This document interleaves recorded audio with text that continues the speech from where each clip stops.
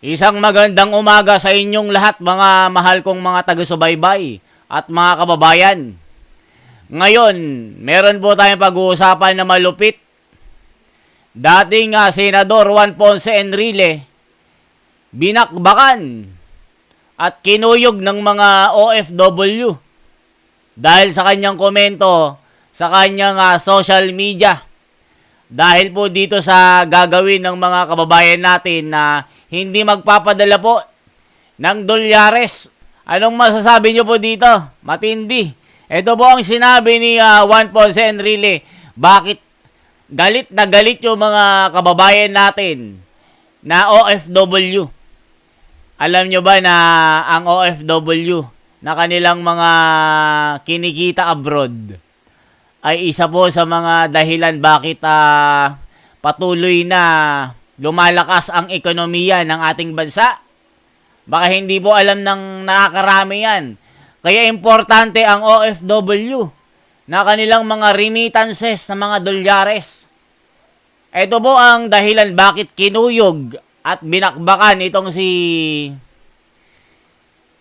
dating Senador Juan Ponce Enrile na legal counsel, chief legal counsel. This is a humble, unsolicited reminder to our social and political leaders, whoever advise Filipino OFWs to suspend the remittance of their earnings abroad to the country should think many times about the adverse consequences of that advice to our OFWs. As I said before, for every action, there is always a possible counteraction. If such an advice is followed by some OFWs, what would happen?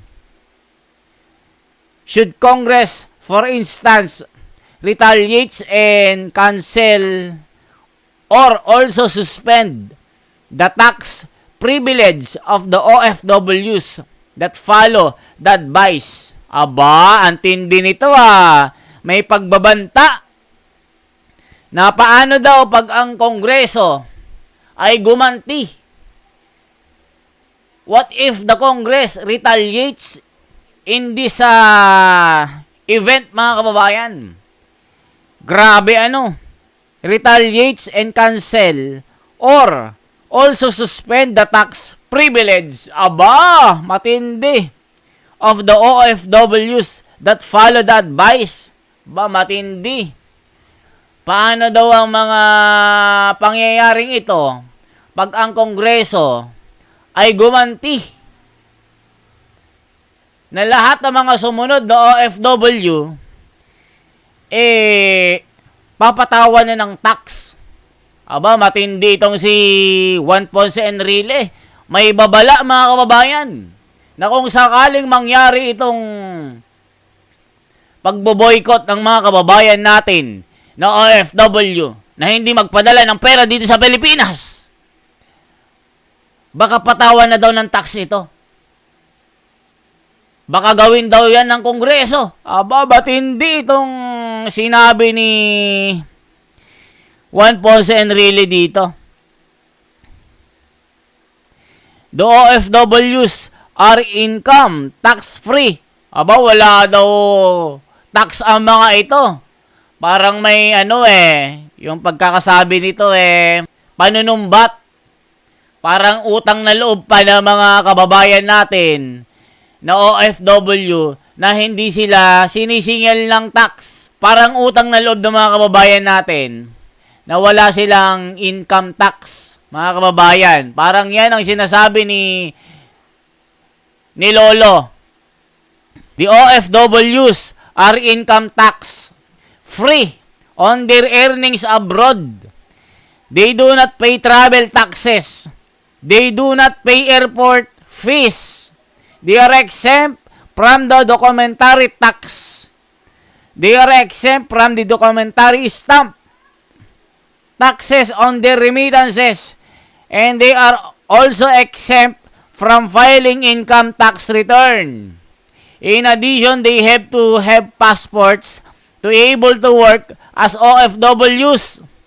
Congress granted this privilege to them by the laws enacted by it, in earnestly suggests to OFWs to study carefully that advice to them before they get burned by it. Aba, bago daw masunog ang mga OFW na susunod sa payong ito, kung sino man, mag-isip-isip muna daw. Study carefully that advice to them before they get burned by it. Aba, matindi ito. Nako po. Kaya galit na galit sa iyo ang mga kababayan natin. Ginoong Juan Ponce Enrile, na dapat ang sabihin nyo dito ay solusyonan ang problemang ito. Kayo para kayong nanggagatong pa. Kaya yung mga kababayan natin nanggagalaiti sa inyo. Ginoong Juan Ponce Enrile, bagkus na maging mediator kayo, parang ang ginawa nyo, pinainit nyo pa yung gera. Yan ang aking sariling opinion. Sinasabi nyo dito,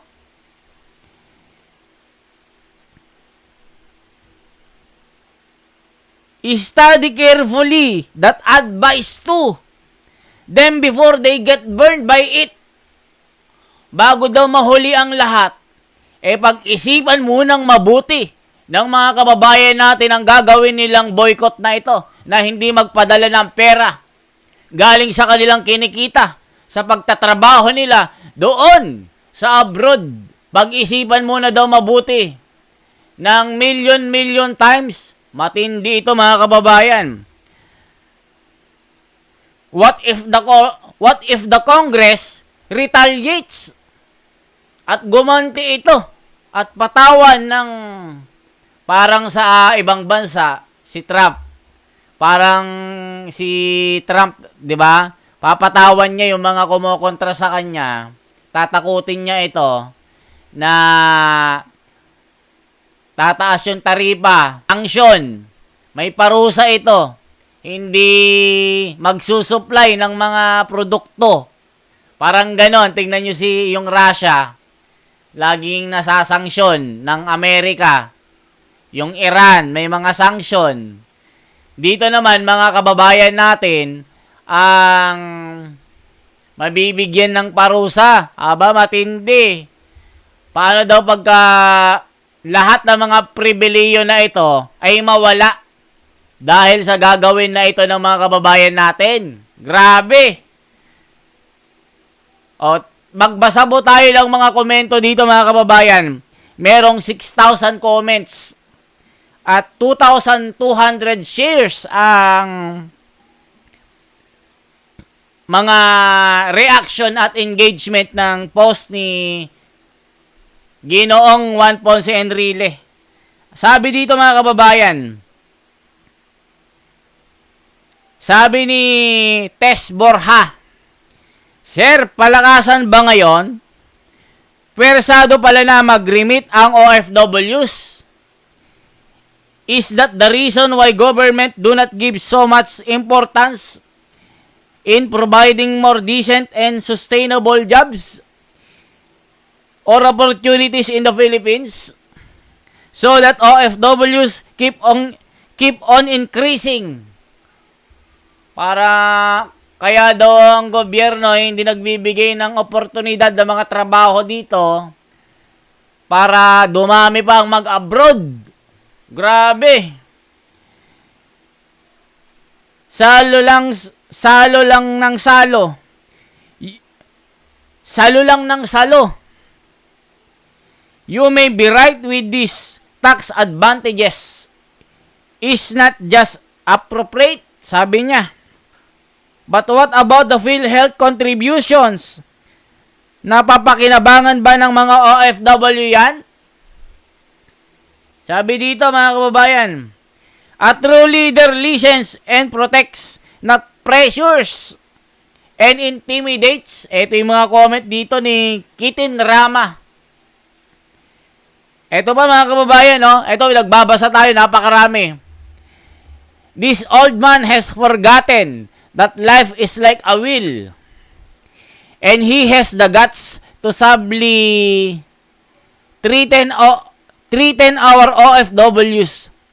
The very backbone of our economy. O, tignan nyo mga kababayan, isa po sa bumubuhay ng ating ekonomiya ay mga OFW. Yan po ang sinasabi ng mga kababayan natin. Ano ba sabi?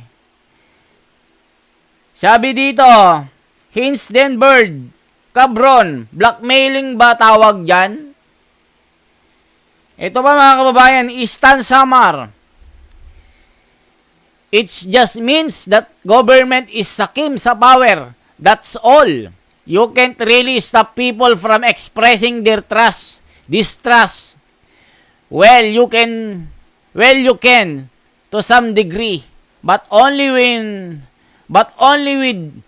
draconian policies such as what you have described, a sort of retaliation.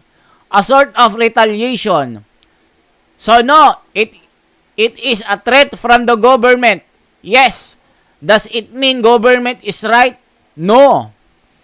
It just proves that instead of listening government, we have retaliating one, and it's already not surprising as recent moves by government are already perceived as retaliatory anyway.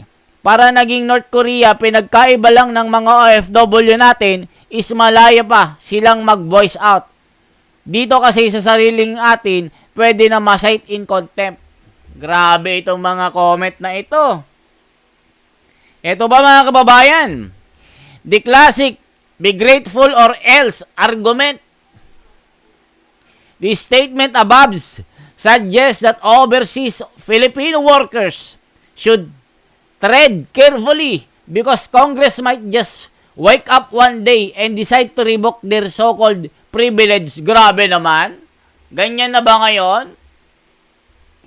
Na imbes na solusyonan, parang inaapoyan pa. Matindi ito mga kababayan. Ano ba kasi ang dapat gawin ng gobyerno ngayon? Ano ang negosasyon? Diba? Matindi ito mga kababayan. Ang dami oh. Sabi ni Chloe Bertudaso, this kind of mentality is sick. And if Congress does retaliate, it will only appear how rotten to the core our government is. A government full of crooks who wields their position for their own gain and not for the betterment of the country and their countrymen. Of you, as appreciates a Duterte kind of government, he does not stop solo. Matindi ito mga kababayan. May nag-reply dito mga kababayan. Ni-replyan siya, the same as before because the mindset work now is the same as before. The design is obvious. Ba, matindi ito mga kababayan. Threatening to revoke these benefits as a countermeasure is as firm. Threatening to revoke these benefits as a countermeasure is a form of coercion and ignores the real issues that led to this call for action in the first place. Instead of warning us about possible retaliation, our leaders should focus on addressing the concern of OFWs. Bring Duterte home. Yun lang naman pala ang kahilingan ng mga kababayan natin eh. Pauwiin lang si Tatay Digong. Napakadali naman pala eh. Papauwiin lang pala si Tatay Digong dito. Yan lang palang kahilingan ng mga kababayan natin. Ang gagawin daw, pag ginawa ng mga kababayan natin, baka matanggal pa itong mga benepisyo na ito. Lahat ng mga sisingilin, papatawan ito. Matindi itong comment ni ni Juan Ponce Enrile. Pag-isipan muna daw bago masunog ang mga OFW sa gagawin na hakbang ng Kongreso. Matindi ito mga kababayan. Is the government supposed to protect and not attack its people? Is not it your obligation? Tindi na mga comment. Di lalo na kaming hindi mag-remit. Nako, itong mga kababayan natin, galit na mga kababayan. Imbes kasi na gawin natin, na solusyonan, pinapaapoy pa natin. 'Di ba? Tapos, yung mga gagawa dito, mapaparusahan. Pag ginawa ng OFW na tuluyan ng hindi mag-remit ng pera, magkano ba ang nire-remit ng OFW? 36 billion ito mga kababayan. Kada taon yata ito, 36 billion. Yung kanyang ambag sa ekonomiya. Tingnan nyo mga kababayan, napakalaki. Kung hindi ako nagkakamali, magsisimula ito ng March 28 hanggang April 4. Isang linggo po ito mga kababayan. Malaking bagay ito mga kababayan. Ano ba sabi dito mga kababayan? The Filipinos put you in your place to serve, to protect, and to honor our country. But you betray the people's trust, spending our taxes without proper liquidation and accountability. We, the OFWs, are the backbone of our country economy. Tindi na mga comment. Ironic, I never thought that trolls are capable of sending remittances. For the longest time, you were so quick and discounting the commenters here as paid trolls. Now you are threatening the same trolls of retaliation if they don't remit. Pag pinatawan naman ng sangkaterbang taxes ang mga OFWs ng Kongreso, mapapaisip na naman sila at kanilang pamilya na wag nang iboto ang mga politiko na to na sobrang manggipit. For every action, there is an equal reaction.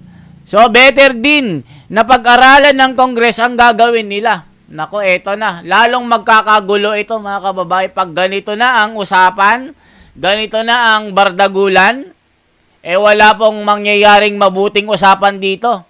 Pinag-uusapan na usap-usapan na walang nangyayaring usapan na solusyon sa problemang ito. Ang kahilingan lang ng mga kababayan natin, bring back home, PRRD, and that's it. Whatever the cost, if you bring back home Duterte, hindi gagawin na namin ang gusto ng gobyerno. Hindi na namin gagawin ang yung boycott na ito. Grabe, no? Sabi niya, go ahead so the government can find out. Nako, naghahamon na. Inahamon na ng OFW yung mangbabatas dito, mga kababayan. Everyone has the right to protest. Pati ba naman yan, pakikialaman nyo? Why grabe na ang opresyon na ginagawa nila. We the OFWs need to let them know our sentiments. Umayos sila. Hindi, mga kababayan. That's why OFW ashamed of being Filipino because of that kind of what you are thinking and alike.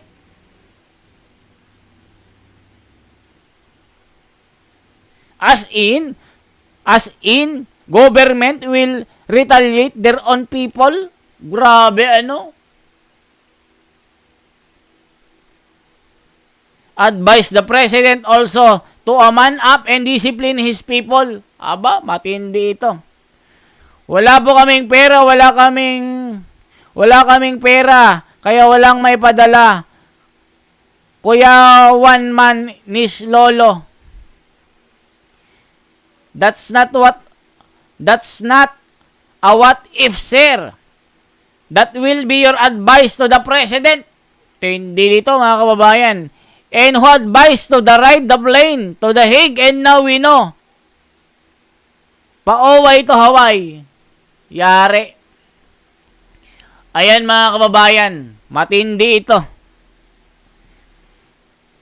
Ang daming komento, mga kababayan. Yan po yung ating pasabog ngayon. Na talagang itong ano bang sinabi ni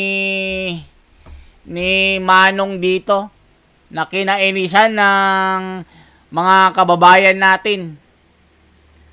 Ito kasi ang kinagalit ng milyon-milyon na mga kababayan natin abroad na kinuyog ang post ni Ginoong Juan Ponce Enrile. Sabi niya kasi, this is a humble unsolicited reminder to our social and political leaders who ever advise Filipino OFWs to suspend the remittance of their earnings abroad to the country should think many times about the adverse consequences of that advice to our OFW. As I said before, for every action, there is always a possible counteraction. If such an advice is followed by some OFWs, that will happen. Should Congress, for instance, retaliate and cancel or also suspend the tax privileges of the OFWs that follow the advice? Grabe! The OFWs are income tax free on their earnings abroad. They do not pay travel taxes. They not pay airport fees. They are exempt from the documentary stamp taxes on their remittances, and they are also exempt from filing income tax returns. In addition, they have to have passports to be able to work as OFW. Congress granted these privileges to them by laws enacted by it. I earnestly suggest to our OFWs to study carefully that advice to them before they get burned by it. Grabe naman yan. Parang sinumbatan mo kasi ang mga kababayan natin na isa sa mga haligi ng ating bayan. Kaya ang ekonomiya natin ay lumalago. Isipin nyo, kung hindi ako nagkakamali i-correct nyo po ako, 36 billion ang contribution ng ating mga kababayan. Ang tindi dito, mga kababayan, no? Kaya, itong post na ito ni Juan Ponce Enrile, kinuyog ng mga OFW natin.